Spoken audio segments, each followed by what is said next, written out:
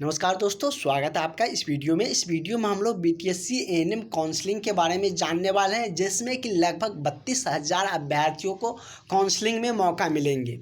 तो किन अभ्यर्थियों को मौका दिए जाएंगे, हाईकोर्ट का क्या कुछ निर्देश आया है, सारी अपडेट हम आपको इस वीडियो में बताने वाले हैं। तो वीडियो के आप लोग लास्ट तक बने रहिएगा, आपको सारी जानकारियाँ मिलेंगे काउंसलिंग को लेकर। जैसे कि आप लोग की जो मांगे रही है कि हम लोग का काउंसलिंग किए जाना चाहिए, बहाली जो प्रक्रिया है वो 18 के नियमावली से बहाली करने चाहिए, और कोर्ट ने इसी कैडर को मान्य भी किया है। 18 के कैडर को ही मान्य किया है, जैसे कि आप सबको पता भी है।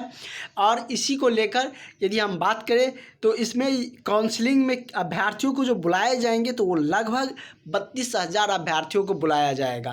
तो इतने सारे अभ्यर्थियों को काउंसलिंग में बुलाए जाएंगे तो मैक्सिमम अभ्यर्थियों को मौका मिलेंगे काउंसलिंग करने का। तो किन अभ्यर्थियों को मौका दिया जाएगा ये भी हम लोग जान लेते हैं, और क्या कुछ हुए हैं। जैसे कि यदि हम बात करें तो जो क्वालिफाई वाले अभ्यर्थी थे उनके द्वारा जैसे कि मांगे जो चल रही थी, तो उसमें लगातार सरकार की अब जो कि सरकार के द्वारा कह लीजिए या आयोग के द्वारा कहे जा रहे हैं कि मतलब कि हाई कोर्ट के द्वारा जो फैसला आए हैं उनमें हम लोग अब कुछ नहीं कर सकते हैं फ़िलहाल।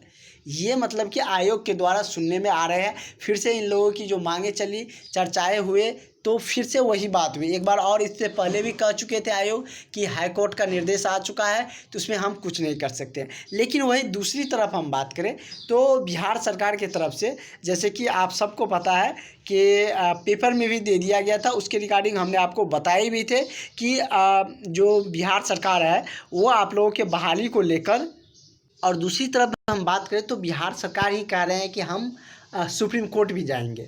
और जो क्वालिफाई वाले अभ्यर्थी उनके पास जब जा रहे हैं तो आयोग के द्वारा कहे जा रहे हैं कि आप लोगों का हम इसमें अभी सहयोग नहीं कर सकते, क्योंकि हाई कोर्ट का निर्देश आया है, उनके तरफ से फैसला आ चुके हैं। और दूसरी तरफ आप लोग देख सकते हैं कि बिहार सरकार ही कह रहे हैं कि हम सुप्रीम कोर्ट भी जाएंगे। लेकिन फ़िलहाल अभी सुप्रीम कोर्ट में मामला दायर नहीं किया गया है। जैसे कि हम आपको बताते आ रहे हैं, सारे इन्फॉर्मेशन हम आपके सामने रख रहे हैं कि क्या कुछ हो रहे हैं बीटीएससी एएनएम में। और जो कैंडिडेट है जो काउंसलिंग के इंतज़ार कर रहे हैं, तो वो सारे कैंडिडेट लगातार पूछ रहे हैं कि क्या कुछ हुआ, कब हम लोगों को काउंसलिंग में बुलाए जाएंगे, किन सबको मौका दिया जाएगा। तो काउंसलिंग में अगर बुलाते हैं तो बहुत ज़्यादा संख्या में लगभग 32,000 अभ्यर्थियों को मौका दिए जाएंगे। तो निश्चित रूप से आप सबको भी इसमें मौका मिलेगा। अभी फ़िलहाल आयोग ने इस पर काउंसलिंग को लेकर नोटिस अभी नहीं दिए हैं, लेकिन जल्द आप लोगों को आगे की जो प्रक्रिया है वो देखने को मिलेंगे। क्योंकि हाई कोर्ट के द्वारा जो निर्देश आए थे उसको तो अब मतलब कि अब चैलेंज कर भी नहीं सकते हैं, क्योंकि वो सिंगल बेंच, डबल बेंच सारा कुछ से गुजर चुका है। और सुप्रीम कोर्ट बात रही सुप्रीम कोर्ट की, तो सुप्रीम कोर्ट अभी फ़िलहाल मामला गया नहीं है। यदि सुप्रीम कोर्ट जाता है, चाहे क्वालिफाई वाले अभ्यर्थी के द्वारा या बिहार सरकार के द्वारा, तो उसकी अपडेट, उसकी सूचनाएं भी हम आप तक ज़रूर पहुंचाएंगे।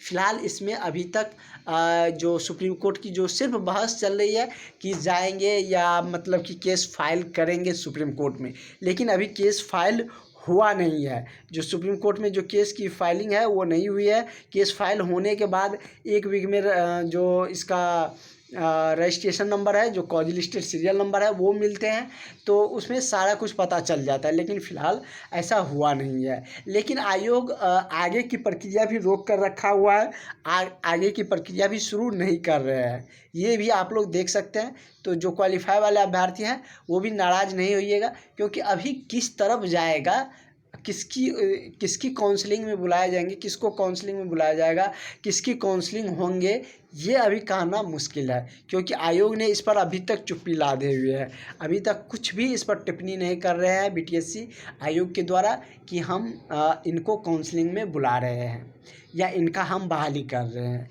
इस प्रक्रिया के माध्यम से हम कर रहे हैं। पहले कहा भी था कि हम सिलेक्शन प्रोसेस एग्ज़ाम के पैटर्न पर रखेंगे, लेकिन केस की जब से मामला गया है हाई कोर्ट में, उसके बाद से कोई भी अपडेट नहीं दिया गया है। मतलब कि हाई कोर्ट के निर्देश आने के बाद भी जो आपके आयोग है उन्होंने कोई ऐसा नोटिस या कोई ऐसा फैसला नहीं लिया है।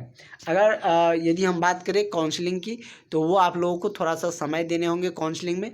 अगर जो कुछ भी निकल कर आएंगे वो सारी जानकारियाँ हम आप तक ज़रूर पहुँचाएंगे।